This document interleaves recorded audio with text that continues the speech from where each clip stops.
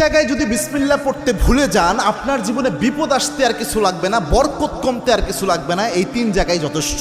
খুব মারাত্মক একটা বিষয়। বিসমিল্লাহ তো মোটামুটি সব ভালো কাজের শুরুতেই পড়া হয়, তবে সব জায়গায় ভুলে গেলেও এই 3 জায়গায় মিনিমাম ভুলা উচিত নয়। তার মধ্যে 1 নাম্বার যেটা, এটা আমি সবচেয়ে গুরুত্বপূর্ণ মনে করি, সেটা হচ্ছে বর্তমান পরিস্থিতিতে এটা হচ্ছে আপনার বাথরুমে প্রবেশের শুরুতে বিসমিল্লাহ পড়া।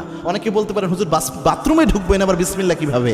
বাথরুমের শুরুতে তো আমরা আল্লাহুম্মা ইন্নী আউযু বিকা মিনাল খুবসি ওয়াল খাবাইস পড়ি, এটা না আমরা পড়ি। হ্যাঁ, এটার ব্যাপারে আল্লাহর হাবিব সাল্লাল্লাহু আলাইহি ওয়াসাল্লাম জানিয়েছেন। আল্লাহর হাবিব সাল্লাল্লাহু আলাইহি ওয়াসাল্লাম জানিয়েছেন, কোনো ব্যক্তি যদি বাথরুমে প্রবেশের সময় পড়ে আল্লাহুম্মা ইন্নী আউযু বিকা মিনাল খুবসি ওয়াল খাবাইস, এর ফজিলত হলো ওই ব্যক্তি বাথরুমে প্রবেশ করলে বাথরুমের মধ্যে যে দুষ্ট জিনগুলো থাকবে ওই ব্যক্তিকে দেখতে পাবে, কিন্তু কোনো ক্ষতি করতে পারবে না। কিন্তু কোনো ব্যক্তি যদি বিসমিল্লাহ লাগিয়ে দিতে পারে, বিসমিল্লাহি আল্লাহুম্মা ইন্নী আউযু বিকা মিনাল খুবসি ওয়াল খাবাইস, এই বিসমিল্লাহ সহ যদি দোয়াটা পড়তে পারে,